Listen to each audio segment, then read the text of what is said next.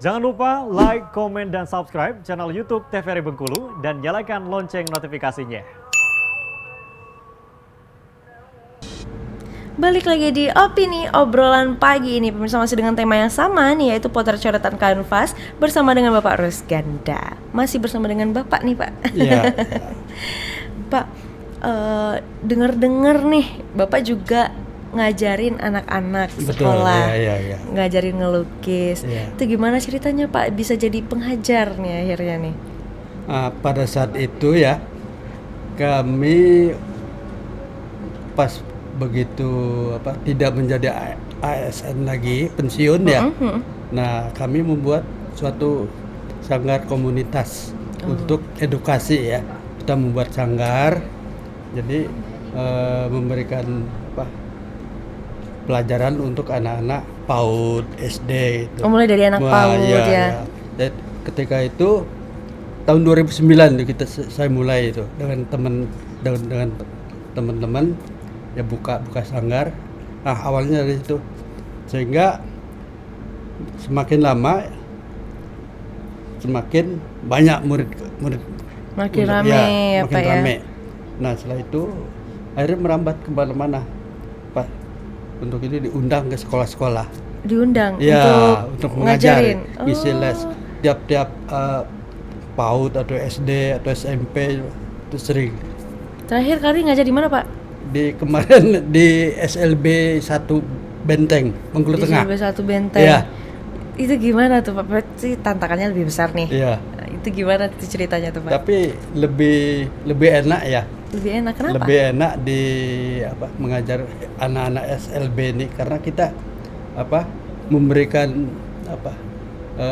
pelayanannya kita secara ikhlas, terutama itu di samping itu senang. Karena apa?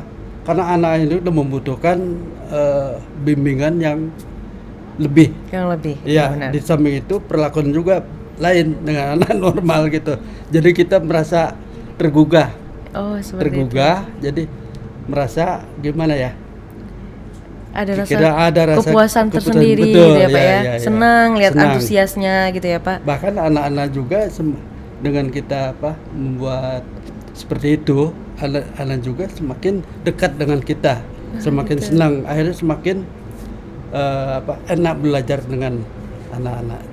Jadi berjalan dengan baik Ya, gitu ya, Pak betul, ya. betul. Oke. Nah, sebelum turun nih menjadi pengajar sekarang tuh Ya. kan, Pak. Kan basicnya nggak ada nih. Basic sebagai seorang pengajar. Nah, gimana awalnya tuh, Pak, untuk membiasakan, karena apalagi berhadapan dengan anak PAUD nih pertama, Betul, tentunya ya. kesabarannya harus Ya, ekstra ya, ya. Itu betul. gimana tuh, Pak, caranya tuh? Nah, pada saat itu kita awalnya kita mengajar di SLB 1 kota. SB, oke. Sehingga akrab ya. Bahkan cara-cara juga lain daripada yang lain gitu. Jadi semakin ini ya, semakin menyatu, terus pindah lagi SLB lainnya berkeliling gitu. Yang terakhir kemarin di SLB 1 Benteng. SLB 1 Benteng. Ya.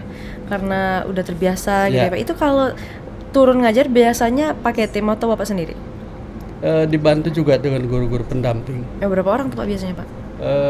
Kadang-kadang kalau anak-anak muridnya banyak Iya, ya, guru-guru pendampingnya juga cukup 2 atau 3. Oh gitu. Ya. Nah, selama Bapak mengajar nih, ada nggak sih, Pak, pengalaman yang mungkin tidak terlupakan nih? Ini unik banget pengalaman ini, sampai sekarang Bapak masih ingat Ya. juga. Apa tuh, Pak? Ada nggak? Ketika itu waktu pas mengajar, Iya? anak-anak tuh pas kita datang dia lari semua. Itu yang sampai terkesan. Semangat banget berarti, Pak ya? Menjemput kita ya. Pas begitu datang, anak tuh lari semua, memberi salam. Itu yang berarti saya pikir saya nggak salah-salah nih mendidik anak-anak ini, saya bilang. Sehingga dia selalu mengingat gitu ya. Mungkin kalau tidak senang mana mungkin, malah Nggak mungkin mungkin kayak gitu, ya. malah dia sembunyi. Iya, Tapi sembunyi. alhamdulillah itu yang Pada paling senang. berkesan ya. Oke. Ya. Ini ketertarikan anak-anak yang paling besar nih, Pak, kan ngajarnya mulai dari PAUD, SD, SMP, SMA juga, Pak? SMA juga. SMA Ya. juga. Ini yang paling antusias nih di ketiga bagian ini apa tuh Pak? Anak PAUD kah atau SDK atau SMP atau SMA? Yang SMA. Oh SMA ya Pak ya? Karena mungkin ya faktornya mungkin kestabilan motoriknya itu hampir standar sebagai hampir mendekati dengan yang normal gitu ya. Iya benar. Anak SMA yang paling gini. SMA paling enak ngajarnya ya Pak ya. Oke. Nah itu ada nggak sih persiapan, apa aja persiapan yang dilakukan oleh Bapak dan juga timnya sebelum turun mengajar? Memang kalau di SMB ini ya segalanya harus dipersiapkan dulu, mulai dari peralatan, koas, kanvasnya, catnya itu atau syarat tempat-tempatnya juga harus udah disiapkan.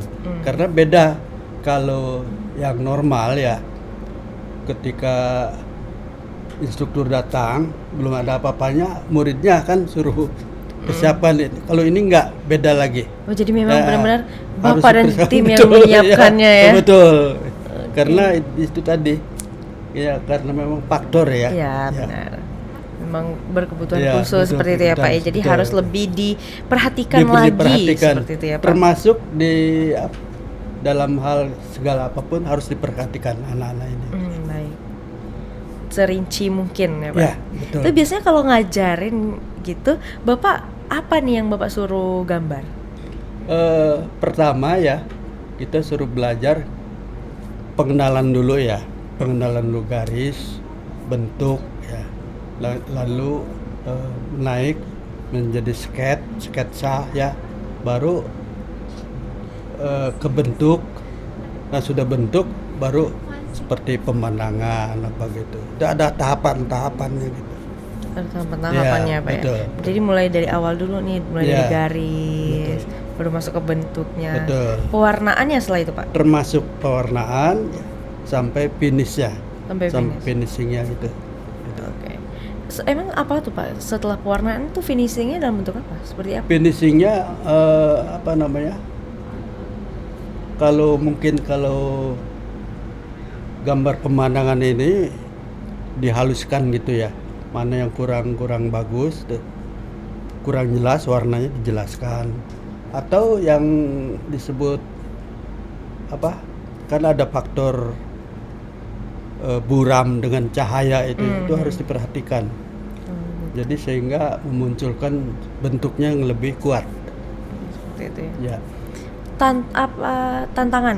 Tantangan yang paling rumit menurut Bapak ketika mau turun ngajar nih, apalah yang paling buat Bapak kayak ini memang susah nih, apa tuh Pak? Ada nggak Pak? Tantangannya kalau untuk mengajar anak-anak ini yang daya tangkapnya kurang ya, itu tantangan besar bagi kita, bagi sang instruktur untuk mengerti, menjadi paham. Itu tantangan besar karena kekurangan anak tersebut memang standar di bawah normalnya. Nah, itulah tantangan yang utama. Bagaimana harusnya mampu memberikan biar masuk materinya. Itu biasanya apa yang dilakukan oleh Bapak dan juga timnya Pak? Ya terpaksa menambah ini ya, memberi tambahan waktu atau tambahan-tambahan lainnya, misalnya pemberitahuan segala macam itulah. Oke.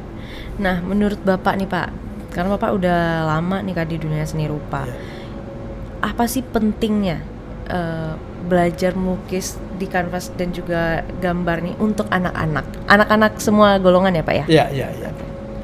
Kalau bagi saya ya, itu memberikan ilmu kepada anak-anak ini memang sangat penting. Tapi di samping itu memang penting sekali karena sifat menggambar atau melukis ini ya sifatnya abstrak ya, nggak terlihat ya. Nah, disitulah proses daripada melukis ini dia menggunakan imajinasi yang kuat ya. Karena imajinasi ini tanpa ada penggerak di otak kita, terutama motor kiri kanan ya, itu harus jalan semua. Karena kalau sifatnya melukis itu mencari, bukan menjawab. Beda dengan matematik. tanya jawab. Tanya jawab. Tapi kalau melukis tidak, mencari soal dan menjawab soal. Menjawab soal. Selesaikan sendiri gitu ya Pak ya. Betul, iya. Itulah yang paling dituntut untuk para pelukis. Tapi asik juga ya akhirnya kalau sudah menemukan itu menjadi terapi bagi kita.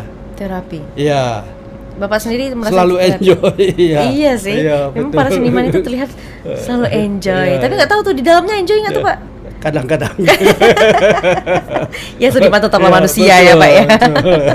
Oke. Nah berarti pentingnya seni lukis ini, seni rupa ini kepada anak-anak juga untuk mencerdaskan ya Pak Betul, ya, iya. mencerdaskan pikiran para anak Betul. dan melatih Betul, juga ya Pak ya. betul, iya. Nah itu pernah nggak sih Pak Bapak bandingkan dengan anak-anak yang rutin gitu ya, rutin untuk coret-coret lah mungkin Iya, kalau iya. anak-anak ya, dengan anak-anak yang kurang dibiasakan, itu terlihat nggak Pak perbedaannya? Betul, terlihat sekali ya. Anak-anak yang mampu membuat goresan-goresan dan yang kurang Iya. mampu menggores itu beda. Karena apa? Kemungkinan dari keinginan anak itu juga pasti beda. Ingin bisa dan hanya bisa saja kan ya, itu beda. Nah, disitulah perbedaannya. Misalnya kalau ada yang benar-benar ingin belajar, Iya. itu memang hasil goresannya bagus. Sesuai dengan kriterianya. Tapi kalau anak-anak yang hanya sekedar menggores-gores Iya. tanpa ada target gitu ya, itu udah terlihat beda itu. Tapi mungkin nggak sih Pak kalau ini mempengaruhi daya tangkap? Bisa jadi juga, faktor juga. Bisa anak yang hobinya tinggi dan kurang hobinya itu pengaruh juga dengan daya tangkapnya memang kurang juga, itu pengaruh. Berpengaruh ya Iya. Pak ya. Nah kan sering kali nih masyarakat tuh bilang kalau keluarganya pelukis, katakanlah salah satu orang tuanya ibu Iya. atau bapaknya ada pelukis, anaknya pasti bisa nih ngelukis tuh. Setuju nggak sih Pak dengan statement seperti itu? Kalau melukis ini artinya turunan gitu loh. Betul. Setuju nggak Pak? Setuju dan tidak setuju. Kenapa tuh Pak? Nah penasaran. Karena aku sering dibilangin Iya, gitu tuh. iya. Ah bapaknya bisa ngelukis kok anaknya enggak. Ya gimana dong? Betul. Itu kenapa? Gimana tuh Pak? Setujunya Iya. anak itu melukis bisa ya, tapi hanya sekedar bisa. Sekedar bisa. Oke. Karena tidak dilanjutkan, karena hobinya berbeda. Iya, daya Itu- minatnya beda gitu ya Pak ya. Itu yang setujunya ya. Yang tidak setujunya tidak semua Tidak semua. seperti itu. Itu sering kali kan masyarakat tuh Pak. Misalnya orang tuanya penyanyi, ini pasti anaknya bisa nyanyi betul, juga betul, nih, gitu kan iya, Pak ya. iya. Jadi balik lagi ke minat. Balik lagi ke Balik lagi ke minat ya Pak. Baik Bapak, kita jeda sebentar ya Iya, Pak. silakan. Nanti kita kembali lagi. Betul. Untuk pemirsa jangan kemana-mana, tetaplah bersama kami di Opini Obrolan Pagi ini.